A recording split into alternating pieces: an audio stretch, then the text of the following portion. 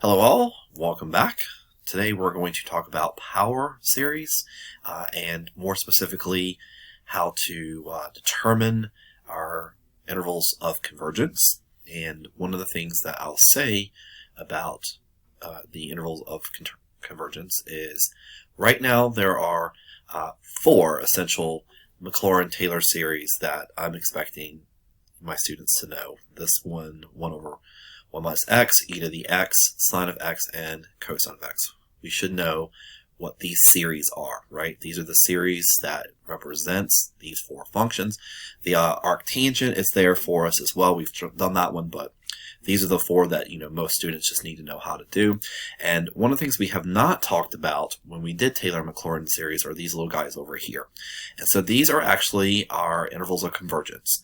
And so today what I'm going to do in a couple of videos is I'm going to show you guys how to find the 3 cases, whether it's going to be over some range, whether it's going to be the entire spectrum, the number spectrum, or if it's just x equals 0. And so those are the 3 cases. We're going to show you how to find each of those. And then in the second video, I'm going to give you guys some examples on how to find these particular numbers and then also how to check our endpoints. So let's go ahead and look at the 3 cases for the power series intervals of convergence. So before we do that, I just want to acknowledge, what the power series is. We've already talked about the Maclaurin series. It's just the Taylor series centered at 0. And so basically what we do here is if we were to take our series that we've learned how to find, Taylor-Maclaurin, and we actually represent it in an infinite series, like so right here, we actually call this a power series. So we can actually use the ratio test and actually figure out how to find what the intervals of convergence is. And so what down here just says is find all sets of x where the power series were converged. So my video today really is just showing you guys the 3 cases of the intervals of convergence for a power series, and then, like I said, we'll talk about some examples a bit later on. So let's go ahead and do that. And one of the things I just want to say is what we're going to do here is we're going to use our ratio test. We're going to use our ratio test that we learned when we're talking about sequences and series and testing whether a series converges or not. So in the ratio test, we're taking the limit of our second term over our first term, and remember, in order for this series to converge, it must be less than 1. And so what we're going to do is we're going to find this limit, and then we're going to figure out what values of x will make this limit actually less than 1. And so there's 3 cases that we're going to show here, and so let's look at the very first example. Okay, so the very first example is the summation of n factorial x to the n power. And so what we want to do is we want to figure out what values of x is going to make this series converge. What does x have to be? What interval or intervals does it have to be? So what we're going to do here is we're going to take the limit as n approaches infinity, and we're going to take the second term or the following term of what we have right here. So instead of being n factorial, we're going to have n plus 1 factorial. And then we're going to have x to the n plus 1. And then what we would end up doing is dividing by the previous term, or the term that's right here. So it would be n factorial times x to the n. And what we really want to know here is we want to find this limit, and we want to make sure that it's actually going to be less than 1. Right? If this limit is less than 1, then the series is going to converge, determining what these x values are. So let's go ahead and see what else we can do with this. So let's actually simplify this a little bit and actually see if we can start canceling things out. So the limit as n approaches infinity, well, remember n plus 1 factorial is the same thing as n plus 1 times n factorial. And then x to the n plus 1 with our property of our exponents is just really going to be x to the n times x to the first. And this will all be over n factorial x to the n. And so, again, we're using the ratio test essentially to figure this out. So, you guys can see previously we talked about the ratio test. Well, this does a good job about canceling out terms. So these terms right here cancel out. And so then we're left with the limit as n approaches infinity And what I look at here is I got the n plus 1 times x, right? Times x. And again, this must be less than 1. So the first thing I want to know here, or acknowledge here, is that we're looking at just where n is approaching infinity. N is approaching infinity. And so this right here would actually be infinity, right? If I plug in here, because if I do direct substitution, this is going to give me infinity. Remember, I want this limit to be less than 1. So the only thing that would make this limit less than 1 is if I actually made x equal to 0. And so this is our first case where the only thing that could happen here for this series to converge is for x to actually be equal to 0. And so we call the radius 0 because if we're looking at our actual number line, the only place where it converges is actually at 0. Okay, so that's example number 1.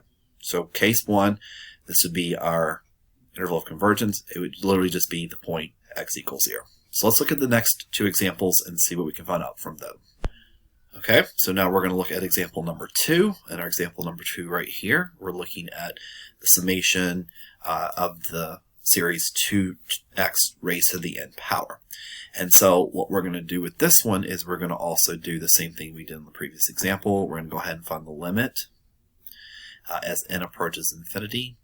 And we're going to do 2x to the n plus 1 all over 2x to the n. This is a more straightforward example for us to do. So again, we're just using the ratio test for here, and we want this limit to be less than 1. Right? We want the limit to be less than 1. And so when I do this, I'm going to look at the limit as n approaches infinity. And then I'm going to go ahead and rewrite this as 2x to the n.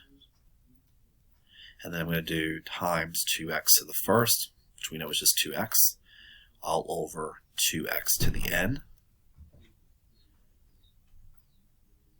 And again, just like previously, we can cancel out the 2x to the n and the 2x to the n's.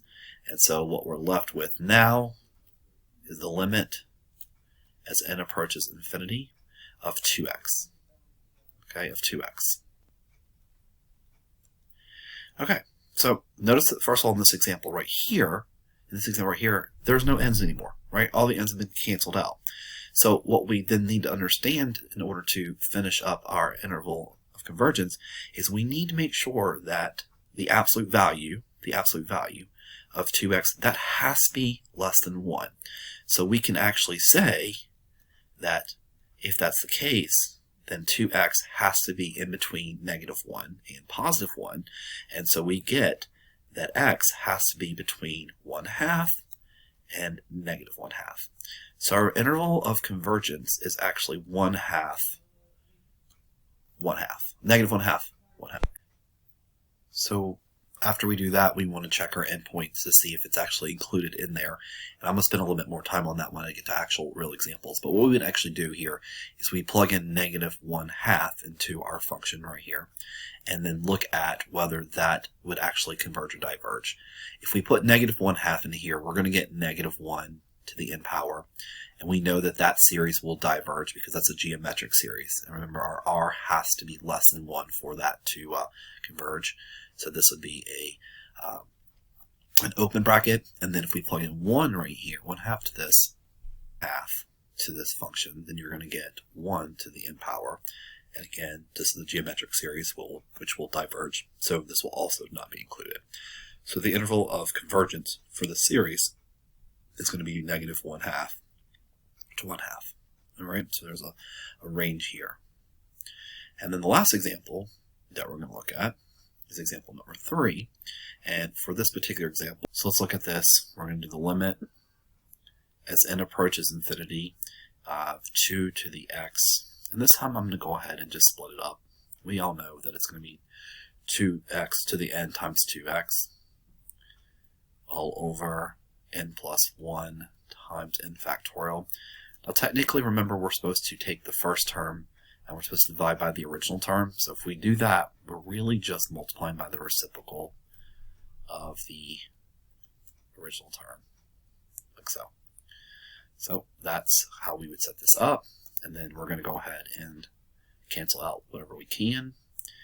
And then we're left with the limit as n approaches infinity. And I'm going to actually break this apart and do it two different, show you guys what I do. So I know that I can easily put the 2x on top of this, but I do this for a reason. Because what we understand here is if I'm just finding the limit, so I'm just focusing right now on this part right here, right? I want to know what the limit of this is. With a limit as n approaches infinity, this is going to be 1 over infinity. This is a bottom-heavy function. So this value right here, this little part, is actually going to be 0, right? So even though I'm looking at this, this limit right here is going to be equal to 0. So it doesn't matter what x is, this limit is always going to be less than 1. Right? Because this limit is going to go to 0. We have a bottom-heavy function. So that means that my intervals of convergence for this particular example is going to be all real numbers. It doesn't matter what I put in for x here, this is going to converge always. Because our limit will always be equal to less than 1. It's actually going to be equal to 0 because this right here goes to 0.